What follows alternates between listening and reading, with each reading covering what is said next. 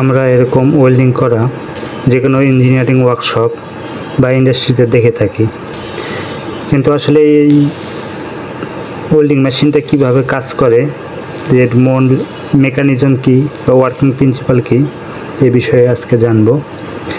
এটা হচ্ছে তার ভিতরের পার্ট। এটা মূলত স্টেপ ডাউন ট্রান্সফরমার।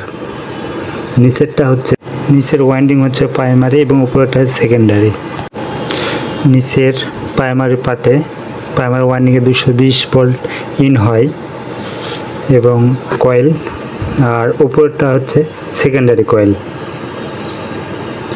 প্রাইমারিতে সে 220-তে ঢুকে আর আউট হয়। এটা হচ্ছে সেই প্রাইমারি পার্ট, যেটা প্রাইমারি ওয়াইন্ডিং। এরপরে মাঝে একটা ইনসুলেশন আসবে 220 ভোল্ট।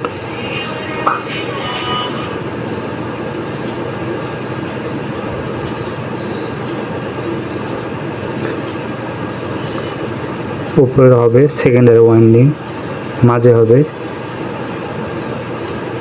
ইনসুলেশন। তো এইটা যখন ইলেকট্রনটা ট্রান্সফার করে মূলত ইলেকট্রোম্যাগনেটিক ইফেক্টের মাধ্যমে, এইভাবে ইলেকট্রনগুলো ফ্লো হয় প্রাইমারি থেকে সেকেন্ডারিতে, এবং বিভিন্ন অ্যাম্পিয়ার রেটিংয়ে আমরা সেটা ইউজ করতে পারি। ফিজিক্যালি আমরা দেখি যে এইটা হচ্ছে সেকেন্ডারি কয়েলের আর্থিং পার্ট, আর এটা বিভিন্ন ভেরিয়েবল অ্যাম্পিয়ার।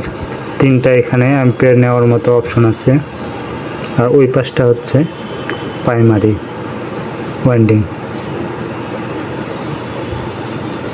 তো এইভাবেই মূলত ইলেকট্রন ফ্লো হয় আর ওয়েল্ডিং রডটা গলে যায়।